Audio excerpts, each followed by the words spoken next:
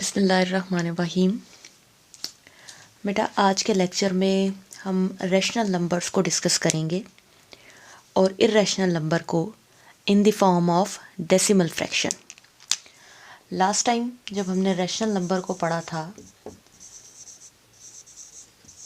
तो हमने कहा था कोई भी ऐसा नंबर जिसे फ्रैक्शन की फॉर्म में लिखा जा सकता है, p ओवर q की फॉर्म में लिखा जा सकता है, जबकि p और q को बिलोंग करना चाहिए सेट ऑफ इंटीजर से और q को नॉट इक्वल होना चाहिए ज़ीरो के।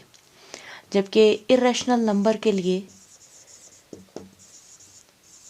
हमने कहा था कि ऐसे तमाम नंबर जिन्हें p ओवर q की फॉर्म में नहीं लिखा जा सकता, आप लेट से कह लें कि x टाइप के नंबर हैं जिन्हें नॉट इक्वल टू वो नंबर जो p ओवर q की फॉर्म में नहीं लिखे जा सकते, ऐसे जिनमें p और q बिलोंग ना करते हों सेट ऑफ इंटीजर से। बेसिक इशू फ्रैक्शन नहीं है, बेसिक इशू p और q का इंटीजर से ना बिलोंग करना है, जबकि q not equal to zero ही की शर्त उसी तरह कायम रहेगी जैसे पहले थी। ठीक है, फॉर एग्ज़ाम्पल अगर हम कोई रैशनल नंबर यहाँ पे देखें तो आप कह सकते हैं 22/7 इज़ अ रैशनल नंबर। 22 भी इंटीजर है, 7 भी इंटीजर है। -1/3 इज़ अ रैशनल नंबर। -1 भी इंटीजर है, 3 भी इंटीजर है। ठीक है, जबकि जब हम इर्रेशनल की एग्जांपल की तरफ आएंगे तो हम कहेंगे 1/√2। ये नंबर बेशक फ्रैक्शन में लिखा गया है, बट q जो है वो इंटीजर से बिलोंग नहीं करता, does not belongs to set of integer. इसी तरह √3/2, इसके लिए भी यही इशू है, इसमें p जो है वो इंटीजर से बिलोंग नहीं करता। सिमिलरली आप सिंपली √2 या सिंपली √3 ऐसे तमाम नंबर्स जो इंटीजर से बिलोंग नहीं करते, जो इंटीजर नहीं है हमारी इस फ्रैक्शन में, उन्हें हम इर्रेशनल नंबर का नाम दे रहे थे। ये डेफिनेशन परफेक्ट है और इजीली चेकेबल है इन द फॉर्म ऑफ के number in the form of fraction हो। लेकिन जब number in the form of fraction नहीं होता है, in the form of decimal fraction होता है। For example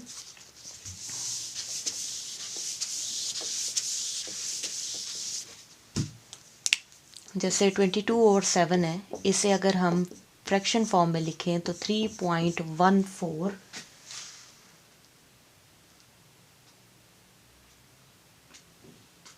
2857 and so on इस शक्ल में लिखा जा सकता है। ठीक है, तो 22/7 की फॉर्म में तो बाय डेफिनेशन हम इजीली चेक कर सकते हैं कि ये नंबर रैशनल है या नहीं। लेकिन अगर सिर्फ हमारे पास पॉइंट ही की फॉर्म हो, डेसिमल फ्रैक्शन की ही शक्ल हो, तो फिर हम कैसे बता सकते हैं कि दिया गया नंबर रैशनल है या इर्रेशनल है। आज का जो हमारा लेक्चर है बेसिकली इस डिस्कशन पर मबनी है कि हम ये तय कर सकें कि जब डेसिमल फ्रैक्शन की फॉर्म में हमारे पास नंबर होंगे तो हम कैसे फैसला करेंगे कि कौन सा नंबर रैशनल है और कौन सा नंबर इर्रेशनल है। तो सबसे पहले हम ये समझ लेते हैं कि डेसिमल फ्रैक्शन में नंबर को किस तरह से राइट अप किया जाता है। डेसिमल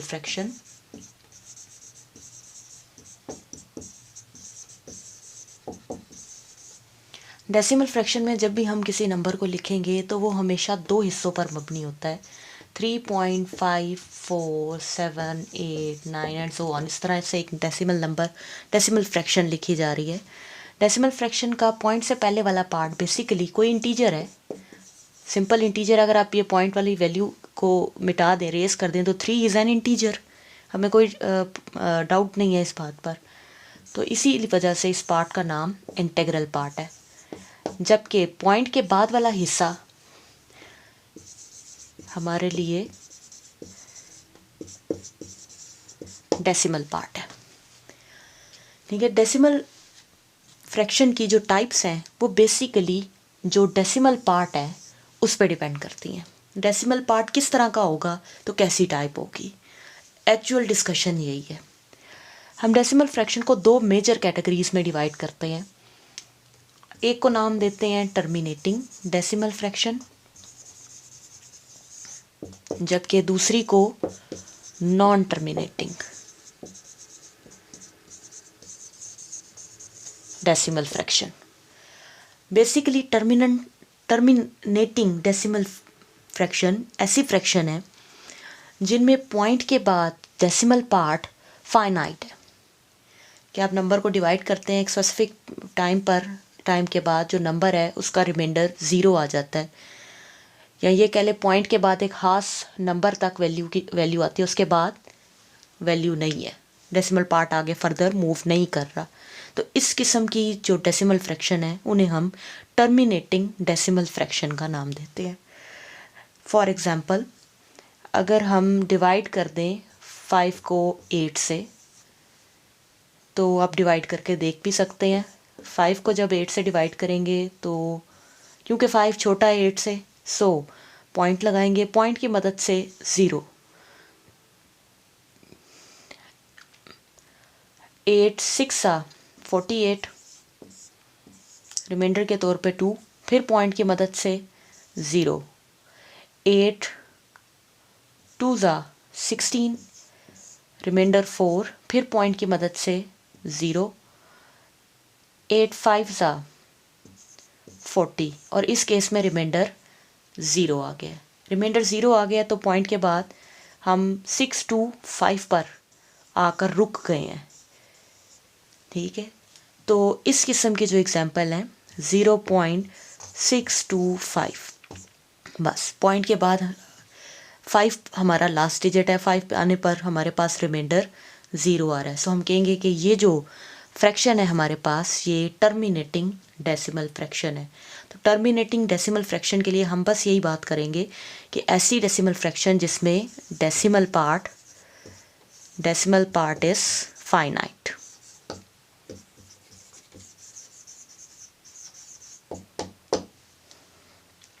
जबकि नॉन टर्मिनेटिंग डेसिमल फ्रैक्शन इस तरह की डेसिमल फ्रैक्शन है जिनमें जो डेसिमल पार्ट है वो कॉन्टीन्यूसली रिपीट होता जाता है। आप डिवाइड करते जाएंगे तो रिमाइंडर कभी भी 0 नहीं आएगा। जैसे कि अभी हम लिख रहे थे 3.22/7 को 3.1428571428557 सो ऑन चलती जा रही है।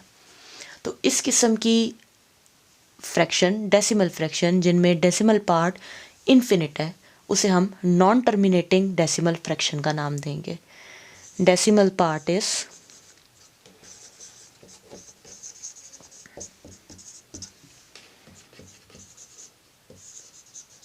इन्फिनिट। ठीक है, जो टर्मिनेटिंग डेसिमल फ्रैक्शन है ये फर्दर कोई कैटेगरी कोई क्लासिफिकेशन सब ग्रुप नहीं बनाती, यहीं पर एंड हो जाती है। लेकिन जो नॉन टर्मिनेटिंग डेसिमल फ्रैक्शन है ये फर्दर आगे 2 टाइप्स में डिवाइड हो जाती हैं। ये 2 सब ग्रुप्स हैं इसके। ठीक है, तो अपने इस डिस्कशन को समराइज करते हैं और फर्दर नॉन टर्मिनेटिंग टाइप की तरफ मूव करते हैं।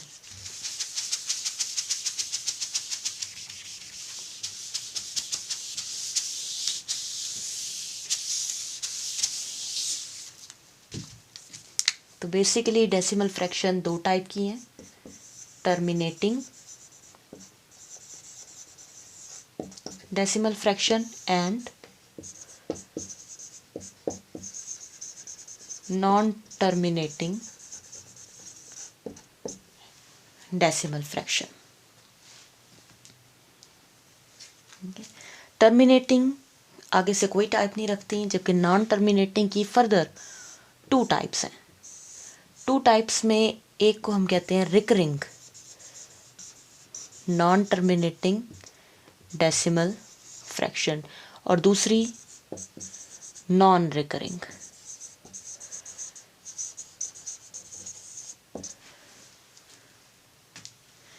ठीक है,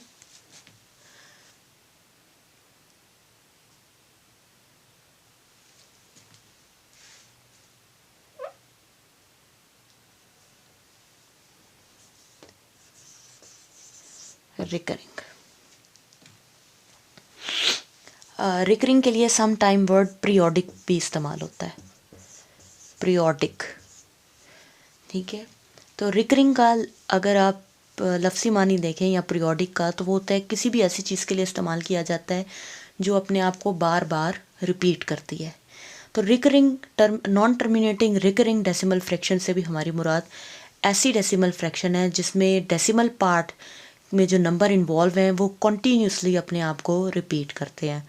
हो सकता है एक ही नंबर बार बार रिपीट हो रहा हो, जैसे कि 0.3333 सो ऑन, या हो सकता है पेयर ऑफ नंबर रिपीट हो रहा हो 171717 सो ऑन, या फिर ग्रुप ऑफ नंबर अपने आप को रिपीट करता है, जैसे कि 3.142857 142857 142857 सो ऑन। यहाँ पे देखें तो ये 142857 142857 142857 ये कॉन्टीन्यूसली इसी पैटर्न में ग्रुप ऑफ नंबर रिपीट होते जा रहे हैं। तो बेसिकली रिकरिंग हम ऐसी डेसिमल फ्रैक्शन को कहेंगे जिनमें डेसिमल पार्ट रिपीटेड है, अपने आप को बार बार रिपीट करता है। सो हम इसे इस तरह से लिख सकते हैं, such type of non terminating decimal fractions in which decimal part is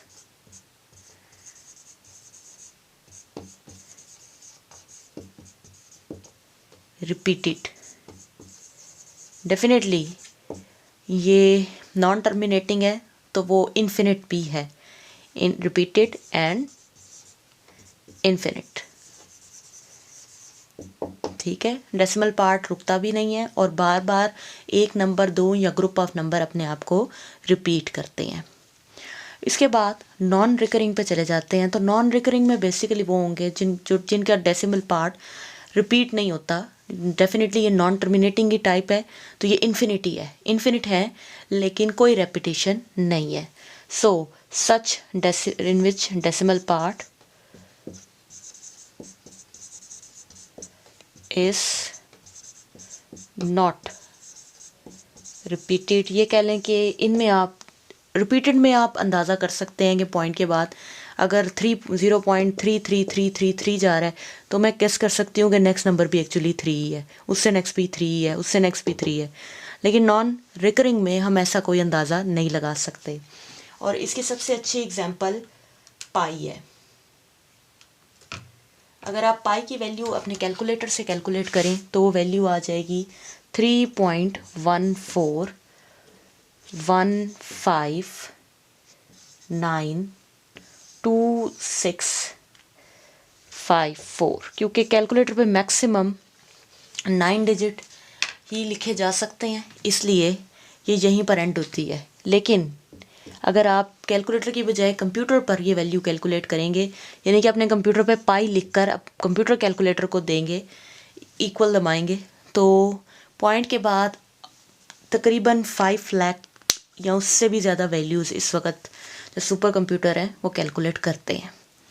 ठीक है, तो अब ये नंबर कॉन्टीन्यूसली चलता जा रहा है और पॉइंट के बाद जितनी भी वैल्यूज़ आ रही हैं वो सब डिफरेंट है। 1 के बाद 4 है, 4 के बाद फिर 1 है, देन 5, फिर 9, 2, सब कोई ऐसी वैल्यू नहीं है जो एक स्पेसिफिक पैटर्न से अपने आप को रिपीट कर रही है। सो इस तरह के जो नंबर हैं उन्हें हम non recurring non terminating decimal fraction कहेंगे। ठीक है, अच्छा, जो पाई की वैल्यू मैंने आपको कैलकुलेटर से कैलकुलेट करने के लिए कहा है वो 22/7 नहीं है, याद रखिएगा।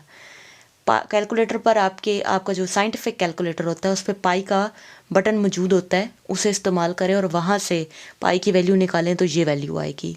अगर आप 22/7 वाला काम करेंगे तो वो चेंज वैल्यू है, वो ये वैल्यू है जो हमने पहले देखी थी।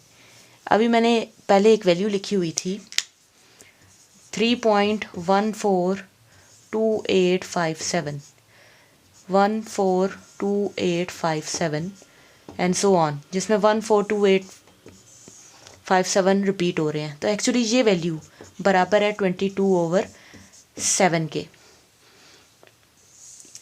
पाई में और 22/7 में सिर्फ पहले जो 3 डिजिट हैं वो मैच करते हैं।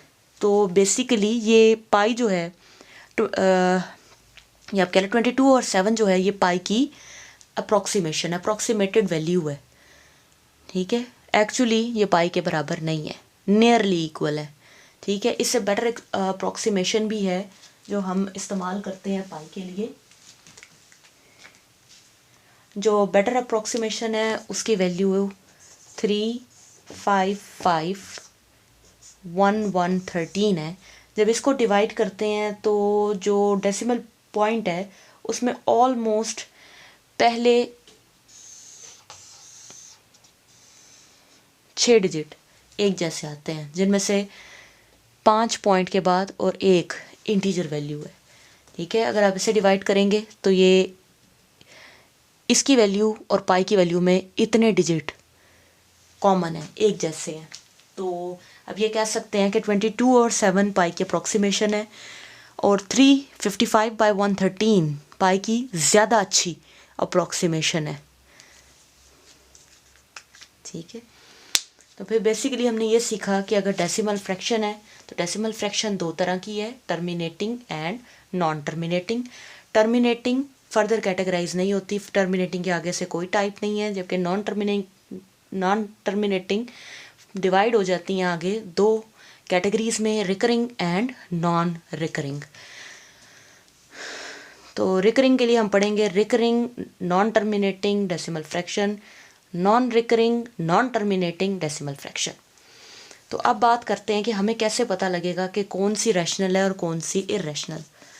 अगर तो पॉइंट के बाद जो डेसिमल फ्रैक्शन, जो आपके पास डेसिमल फ्रैक्शन आ रही है वो टर्मिनेटिंग है तो डेफिनेटली वो रैशनल है,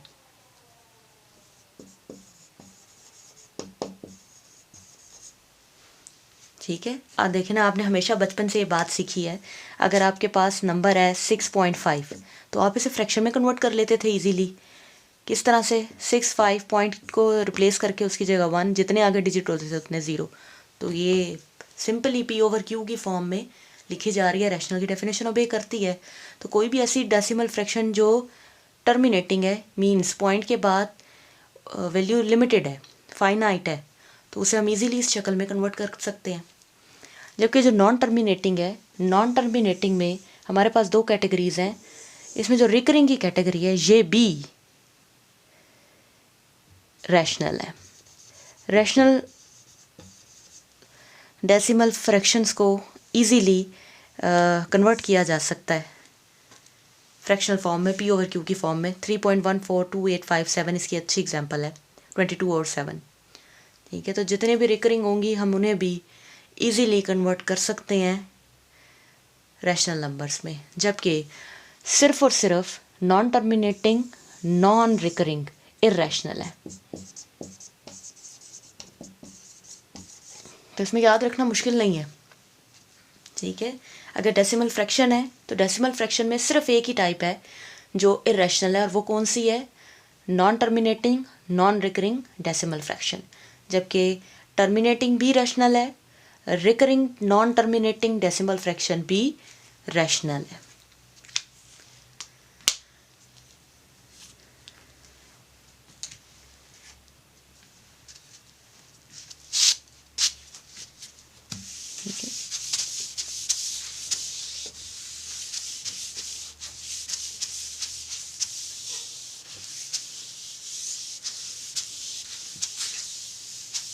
ठीक है, तो लास्ट टाइम हमने ये सीखा था, वो होपफुली कि आपको डेसिमल फ्रैक्शन और उसकी टाइप्स में अंडरस्टैंडिंग हो गई हो।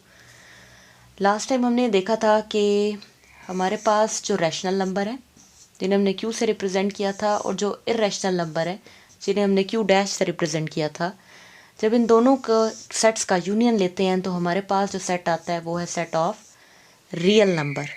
तो अब मेन डिस्कशन हमारी सेट ऑफ रियल नंबर पे है। Set of real number discuss करते वक्त सबसे पहली चीज़ जो आती है वो है प्रॉपर्टीज़ ऑफ रियल नंबर।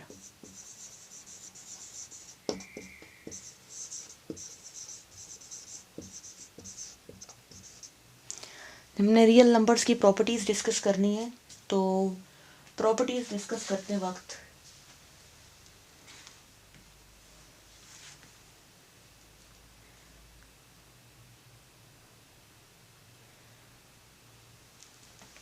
सबसे पहली चीज़ जो हमें अंडरस्टैंड करनी है वो बाइनरी ऑपरेशन है।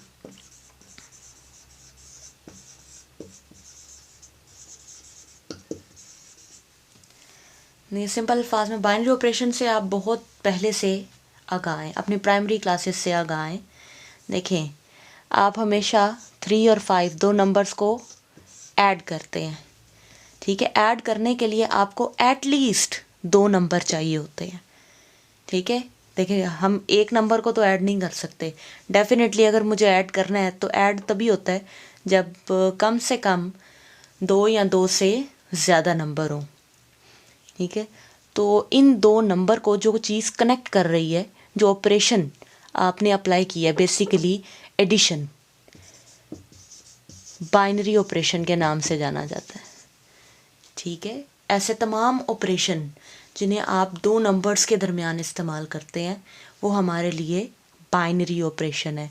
जैसे कि मल्टीप्लिकेशन, आप मल्टीप्लाई अप्लाई करने के लिए भी कम से कम 2 नंबर रिक्वायर होते हैं, ठीक है। तो properties of real number basically in 2 operation पे डिपेंड करती हैं, एडिशन एंड मल्टीप्लिकेशन, क्योंकि इन दोनों के को हम कहते हैं कि हमारे जर्नल बाइनरी ऑपरेटर्स हैं। तो हम जितनी भी प्रॉपर्टीज़ पढ़ेंगे रियल नंबर्स की, उन्हें चेक करेंगे विद रिस्पेक्ट टू एडिशन भी, और उन्हें चेक करेंगे विद रिस्पेक्ट टू मल्टीप्लिकेशन भी, ठीक है। तो बाई का मतलब बेसिकली 2 होता है, ठीक है। तो बेसिकली बाइनरी ऑपरेशन एक ऐसा ऑपरेशन है जो 2 नंबर्स को कनेक्ट करता है, ठीक है। ये इन जनरल बात हो गई। अगर आप मैथमेटिकली इसे डिफाइन करेंगे तो आप कहेंगे कि बाइनरी ऑपरेशन ऑपरेटर बेसिकली एक फंक्शन है जो एक सेट के एलिमेंट असाइन करता है दूसरे सेट के एलिमेंट को, ठीक है। तो ये डेफिनेशन आपकी बुक पर भी मेंशन है, आप उसे वहाँ से भी पढ़ सकते हैं जी। तो सबसे पहले प्रॉपर्टीज़ ऑफ रियल नंबर में हम बारी बारी प्रॉपर्टीज़ को शुरू करते हैं। सबसे पहली प्रॉपर्टी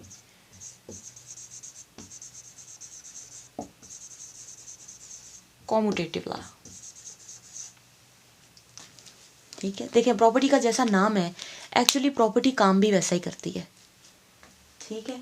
अगर हम कॉम्यूटेटिव लॉ की बात करते हैं तो कम्यूट इंग्लिश का वर्ड है। इस इंग्लिश के वर्ड का मतलब बेसिकली जगह बदलना होता है। तो कॉम्यूटेटिव लॉ भी एक्चुअली इसी तरह का है। ये हमें यही सिखाता है कि अगर कोई से 2 रियल नंबर हैं तो अगर हम उनकी जगह बदल दें with respect to given operation, वो ऑपरेशन या तो प्लस का होगा या फिर मल्टीप्लाई का होगा। With respect to given operation अगर हम जगह बदलते हैं तो आंसर नहीं बदलता। फॉर एग्जांपल देखें, अगर मैं 3 को ऐड कर रही हूँ 5 में तो भी आंसर 8 है। अगर मैं 5 को ऐड कर दूँ 3 में तो भी आंसर 8 है। तो बेसिकली मैंने इन दोनों की सिर्फ जगह बदली है, ठीक है। लेकिन जगह बदलने से आंसर में कोई चेंज नहीं है। आंसर तब भी हमें सेम रियल नंबर ऑब्टेन हो रहा है जो पहले वाली जगह के मुताबिक ऑब्टेन हो रहा था। तो एक्चुअली यही हमारा कॉम्यूटेटिव लॉ है, ठीक है। जब हमने लॉ की डेफिनेशन लिखनी होती है तो हम हमेशा जर्नल बात करना चाहते हैं, तमाम रियल नंबर्स के लिए बात करना चाहते हैं। तो अगर आप तमाम नंबर्स के लिए बात करना चाहते हैं तो आप ये उनका रिप्रेजेंटेटिव चुन लें, क्योंकि सारे रियल नंबर लिखना तो हमारे लिए मुमकिन नहीं। तो क्योंकि हम बाइनरी ऑपरेशन के साथ उसे डिस्कस कर रहे हैं तो एटलीस्ट मुझे 2 नंबर्स की ज़रूरत है। तो हम कहते हैं, डेफिनेशन इस तरह से लिख लेते हैं। ये सिंबल जो लिख रही हूँ इसका मतलब है फॉर ऑल, ठीक है। For all real numbers A B, for all 2 real numbers A B. इस बात को मैथमेटिकली ऐसे लिख सकते हैं कि for all A B belongs to set of real number. Mean हमने कोई से 2 रियल नंबर चुन लिए हैं सेट ऑफ रियल नंबर में से, क्योंकि हम कोई आर्बिट्ररी नंबर चुन रहे हैं। ये कह लें, आर्बिट्ररी कहने का ये मतलब है कि सेट ऑफ रियल नंबर एक बॉक्स में हमारे पास पड़ा है, उस बॉक्स में आंखें बंद करके हम एक नंबर उठा रहे हैं और हमें नहीं पता वो नंबर कौन सा है। तो वो नंबर लेट से ए है, अननोन नंबर। इसी तरह आंखें बंद करके नंबर बी उठाया है और हमें नहीं पता वो नंबर कौन सा है, लेट्स से वो नंबर बी है। अगर इस बात को आप इस तरह से समझ लें कि जब भी हम आर्बिट्रेरी नंबर चुनते हैं तो उसको चुनने की वजह क्या होती है। लेट्स से आपके पास एक बॉक्स हो, उस बॉक्स के अंदर बहुत सारे बॉल हों, आप आंखों को बंद कर लें और आंखों को बंद करके आपको कहा जाए कि आपने बारी बारी बॉल निकालने हैं और आंखें नहीं खोलनी। लेट्स से आप पहला बॉल निकालते हैं, वो ब्लैक कलर में है, दूसरा निकालते हैं, आपको बताया जाता है कि वो भी ब्लैक है, तीसरा निकालते हैं, ब्लैक है, एंड इसी तरह हम चलते जा रहे हैं। ठीक है, बार बार जो नंबर बॉल आ रहा है हाथ में वो ब्लैक ही है। तो आप क्या कंक्लूजन निकालेंगे? ऑब्वियसली हम कहेंगे कि बॉल में बॉक्स में जितने भी बाकी बॉल हैं वो भी ब्लैक ही हैं। तो इसी तरह का गेम हम नंबर्स के साथ भी खेलते हैं कि हम सारे नंबर्स को डिस्कस करने की बजाय कि मैं एक एक नंबर लेकर उसे किसी दूसरे नंबर के साथ ऐड कर करके चेक करूं कि लॉ ओबे होता है या नहीं होता, हम दो आर्बिट्रेरी या आंखें बंद करके सेट ऑफ रियल नंबर में से दो नंबर चुन लेते हैं। हमें नहीं पता वो कौन से दो रियल नंबर है, लेकिन अगर वो दो रियल नंबर प्रॉपर्टी ओबे करते हैं तो means all real number property obey करते हैं। ठीक है, तो जब भी हम कोई डेफिनेशन लिखेंगे हम हमेशा ऐसे ही करेंगे कि हम कहते हैं कि set of real number, for all क्यों कह रहे हैं? For all, every real number के लिए ये बात है कि आप कोई से भी दो रियल नंबर उठा लें, जब आप उन दो को ऐड करते हैं तो ऐड करने पर आंसर हमेशा रियल नंबर ही आता है। उसी सेट में से सॉरी जब हम ऐड करते हैं a प्लस बी को तो वो इक्वली आता है b प्लस a के। ठीक है, ये जो सिंबल लिखा जा रहा है इसका मतलब बिलोंग्स टू इसका ताल्लुक है। ठीक है, इसी तरह जिस तरह कॉम्यूटेटिव लॉ हमने देखा है विद रिस्पेक्ट टू एडिशन, ये सिंबल एडिशन के लिए इस्तेमाल किया जा रहा है यहाँ पर, तो ये लॉ हमने डिफाइन कर लिया फॉर एडिशन। सिमिलरली मल्टीप्लाई के लिए भी तो यही बात लिखी जा सकती है कि for all A B belongs to set of real number a multiply by b equal होता है b मल्टीप्लाई बाई a के। अगर दो नंबर्स के दरमियान आप किसी तरह का कोई सिंबल नहीं मेंशन कर रहे तो डेफिनेटली उनके दरमियान जो ऑपरेशन है वो मल्टीप्लिकेशन है। आप मल्टीप्लिकेशन को डॉट के थ्रू भी रिप्रेजेंट कर सकते हैं, अदरवाइज पुराना तरीका क्रॉस का सिंबल लगाकर भी रिप्रेजेंट कर सकते हैं। ठीक है, या फिर आप कुछ भी ना लिखें, सिंपली लिखते हैं A B is equal to B A, ये भी ओके है। ठीक है, तो ये हो गया हमारा कॉम्यूटेटिव लॉ। अगले लॉ की तरफ चलते हैं।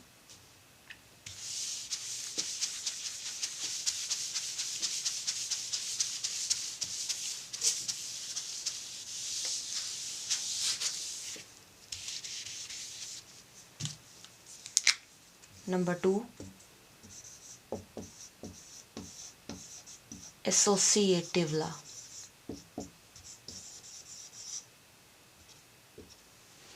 देखिए, अब इसका भी नाम जैसा है वैसा ही इसका काम है। एसोसिएशन का मतलब होता है ताल्लुक बनाना, बेसिकली ताल्लुक जोड़ना। ठीक है, तो एसोसिएटिव लॉ में भी हम इसी बात को शो करने लगे हैं कि अगर आपके पास कोई से 3 रियल नंबर हैं, एसोसिएटिव लॉ के लिए हमें हमेशा कम से कम 3 नंबर्स की ज़रूरत है। तो अगर हमारे पास कोई से 3 रियल नंबर है, फॉर एग्जांपल 2, 3 और 5, लेट्स से हम इनके एसोसिएशन बनाते हैं। मींस पहले 3 को 5 के साथ ऐड करते हैं, जो इसका आंसर आएगा उसके साथ 2 को ऐड करेंगे। तो 3 + 5 8 + 2, अब 2 + 8 10 आ गया। अब सेम नंबर्स की पोजीशन नहीं चेंज करनी, 2 3 5, लेकिन एसोसिएशन चेंज करने लगे हैं। अब हम कहते हैं नहीं, पहले हम 2 और 3 को ऐड करेंगे, बाद में 5 के साथ इसकी एडिशन चेक करेंगे। जब आप ऐसा करेंगे तो 2 + 3 5 + 5, ओवरऑल जब आप आंसर कैलकुलेट करेंगे तो दोनों तरफ आंसर सेम है।